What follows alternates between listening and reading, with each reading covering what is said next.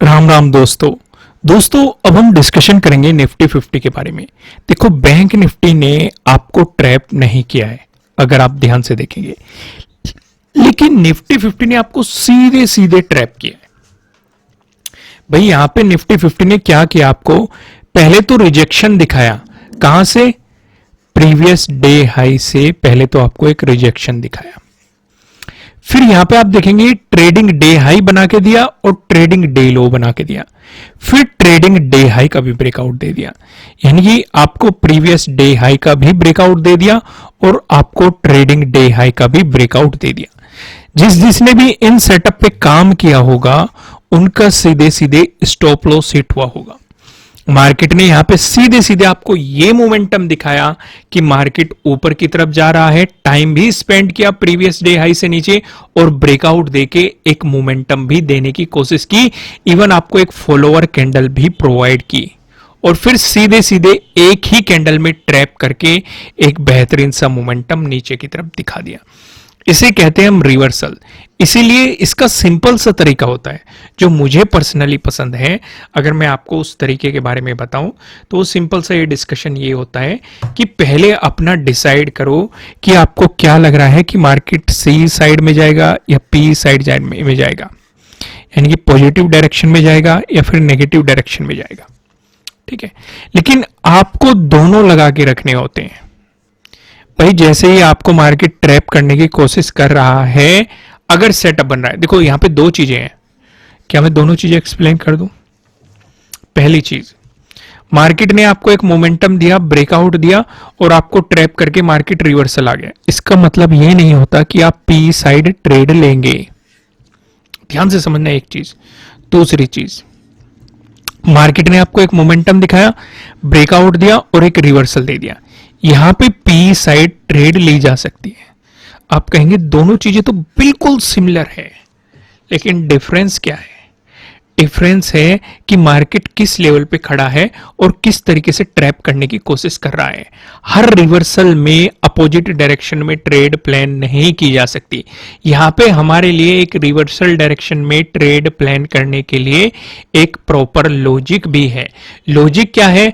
Market ने अपने previous day high का ब्रेकआउट दिया। मैंने फेक ब्रेकआउट वाली आपको एक सेटअप बताया था। अगर किसी ने कोर्स किया है वहां पे मैंने एक फेक ब्रेकआउट वाले सेटअप का डिस्कशन किया था। वहां पे आप सिंपल से इस चीज को रिलेट कर पाएंगे। जो भी जितने लोगों ने भी किया है वो इस चीज को रिलेट कर पाएंगे। लेकिन मैं आपको यहां पे भी एक हिंट दे देता हूं, सिंपल सा। मार्केट ने यहां पे आपको ब्रेकआउट दिया, ट्रैप किया। अगर आपको ब्रेकआउट मिल रहा है, यहां पे आपका स्टॉप लॉस बहुत ही छोटा है, आपको इतना बड़ा स्टॉप लॉस लेने की जरूरत नहीं है। अगर आप प्रीवियस डे हाई के ब्रेकआउट पे किस तरीके से काम करना होता है जानते हैं, या फिर ट्रेडिंग डे हाई के ब्रेकआउट पे किस तरीके से काम करना होता है जानते हैं, तो आपका स्टॉप लॉस बहुत ही छोटा है। लेकिन जब मार्केट ने आपका रिवर्सल प्लान किया तो पहले सपोर्ट की पॉसिबिलिटीज कहां पे हो सकती है? ट्रेडिंग डे लो पे। लेकिन मार्केट यहां से इसे भी निकाल रहा है और रिजेक्शन ले चुका है। फेक ब्रेकआउट देके मार्केट रिजेक्शन ले चुका है और क्लोजिंग भी नीचे दे चुका है अपने प्रीवियस डे हाई से। तो यहां पे जब ट्रेडिंग डे लो का ब्रेकडाउन दिया तो आपके लिए एक सेटअप यहां पे बन रहा है और मार्केट ने आपको एक वन डायरेक्शनल मोमेंटम भी सीधे सीधे दिया है। चलो यहां तक आपको समझ में आ गई कि एक स्टॉप लॉस हिट हुआ, एक अपॉर्चुनिटी मिल गई। लेकिन समस्या उसके बाद आती है। भाई काफी लोगों को यहीं पे पता नहीं होता कि भाई मार्केट साइडवेज होने वाला है। और मैंने बहुत सारे एग्जांपल आपको इतने दिए हैं कि साइडवेज मार्केट को आपको किस तरीके से पहचानना होता है, काफी बार एक्सप्लेन किया है। लेकिन मैं एक हल्का सा हिंट आपको यहां पे भी देता हूं। देखो, अब पहले हमारा ट्रेडिंग डे लो ये था, लेकिन मार्केट ने एक नया लो बना दिया। ट्रेडिंग डे लो आपके लिए ये बन चुका है, ये आपके लिए ट्रेडिंग डे हाई बन चुका है। यहीं पे आपका क्या है? प्रीवियस डे हाई है। ठीक है, यहां पे आपका क्या है? प्रीवियस डे क्लोजिंग है। ध्यान से अगर आप देखेंगे, मार्केट ने अपना ज्यादातर टाइम प्रीवियस डे क्लोजिंग और ट्रेडिंग डे हाई के बीच में ही स्पेंड किया है, उससे ऊपर स्पेंड नहीं किया है। अगर मार्केट अपने प्रीवियस डे क्लोजिंग का ब्रेकआउट देता, अगर आप देखेंगे इस वाली कैंडल में ब्रेकआउट मिला है, लेकिन इसके बाद फॉलोअर कैंडल नहीं मिली है। अगर फॉलोअर कैंडल मिल जाती तो आपके लिए आ गया अपॉर्चुनिटी, प्रीवियस डे हाई आपके लिए रेजिस्टेंस हो सकता था, ट्रेडिंग डे हाई आपके लिए एक रेजिस्टेंस हो सकता था। ज्यादा डिफरेंस नहीं है तो इसलिए आप स्कैल्पिंग पे ज्यादा फोकस कर सकते थे as compare to positive side जाने के लिए। पॉजिटिव साइड का आप तब प्लान कर सकते थे अगर मार्केट अपनी ट्रेडिंग डे हाई को निकाल देता, क्योंकि अगर ट्रेडिंग डे हाई को निकाल देता तो ऑटोमेटिकली आपको प्रीवियस डे हाई का भी ब्रेकआउट मिल जाता।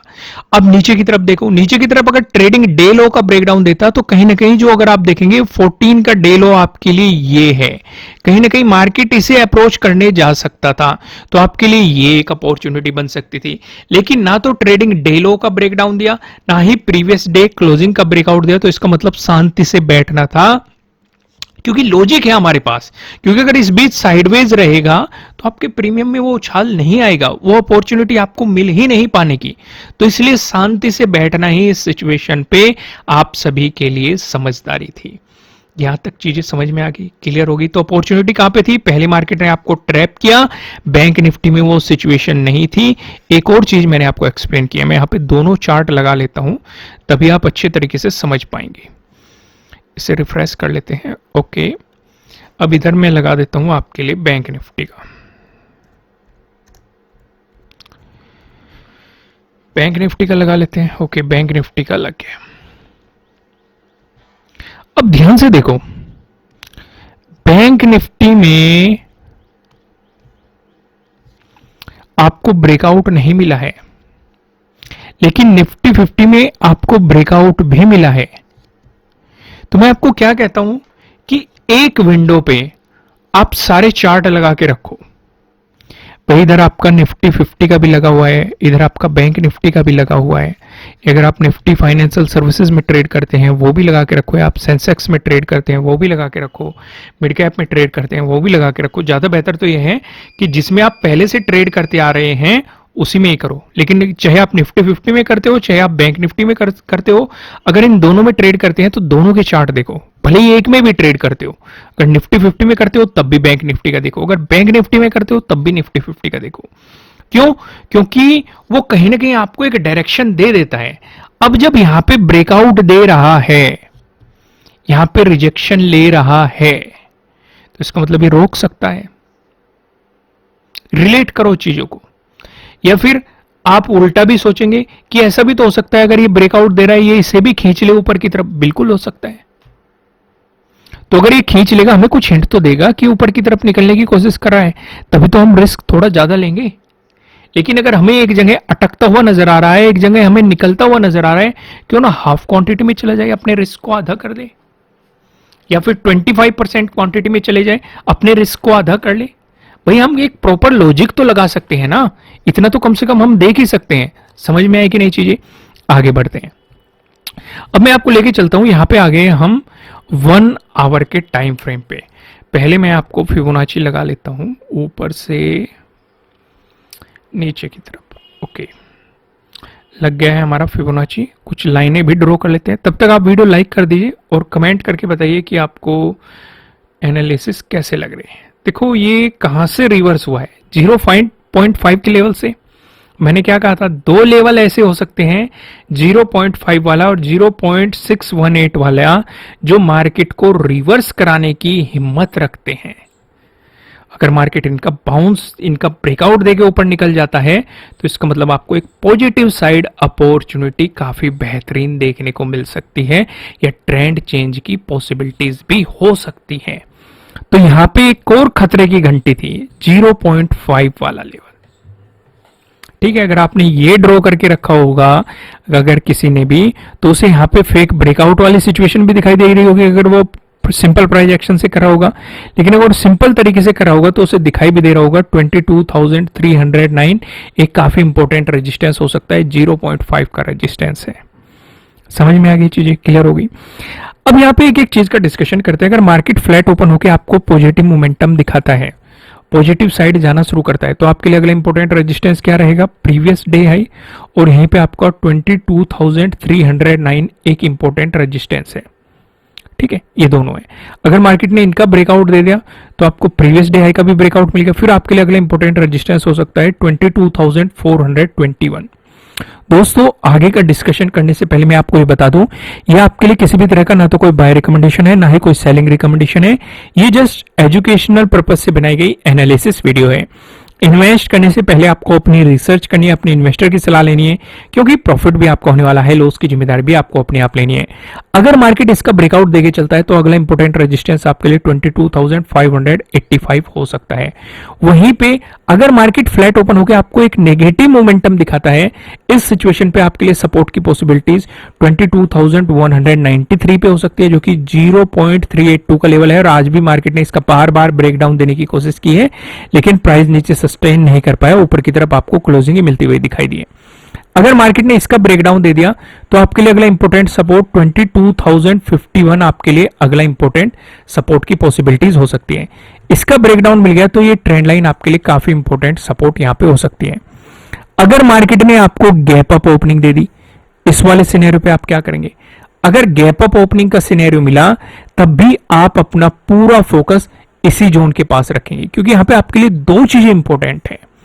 पहली, आपका प्रीवियस डे हाई भी है, और दूसरी की बात करें 22,309 का एक इंपॉर्टेंट 0.5 का लेवल भी है। तो इसलिए आप इसी पे फोकस रखेंगे। या तो मार्केट कुछ टाइम स्पेंड करके इसका ब्रेकआउट दे, फिर आपके लिए अगला 0.618 काफी इंपॉर्टेंट रहेगा। लेकिन अगर रिवर्सल आता है प्रीवियस डे क्लोजिंग और ये 22,193 आपके लिए काफी इंपॉर्टेंट सपोर्ट के रूप में दिखाई दे सकते हैं। वहीं पे अगर मार्केट आपको गैप डाउन ओपनिंग देता है, गैप डाउन ओपनिंग के सिनेरियो पे आप प्रीवियस डे लो पे पूरा फोकस रखेंगे।